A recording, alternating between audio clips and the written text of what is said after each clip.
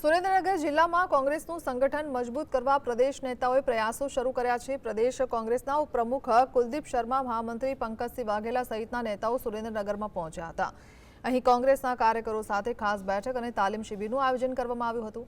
બેઠકમાં નેતાઓ અને કાર્યકરોએ સંગઠનને મજબૂત બનાવવા માટે સક્રિય થઈ કામે લાગી જવા સૂચના આપવામાં આવી હતી। ખાસ કરીને નીચલા સ્તરથી સંગઠનનું માળખું મજબૂત બનાવવા કવાયત શરૂ કરાઈ છે। આગામી સમયના કાર્યક્રમો જનસંપર્ક વધારવા અને વધુમાં વધુ લોકોને કોંગ્રેસ સાથે જોડવા અંગે પણ ચર્ચા કરવામાં આવી હતી। નેતાઓએ કાર્યકરોને આગામી સમયમાં સંગઠનના વિસ્તરણ માટે સતત કામગીરી કરવા માર્ગદર્શન આપ્યું હતું। 2027ની વિધાનસભા ચૂંટણીને ધ્યાનમાં રાખીને કોંગ્રેસે અત્યારથી જ સંગઠનાત્મક તૈયારીઓ શરૂ કરી હોવાનું જણાવાયું છે।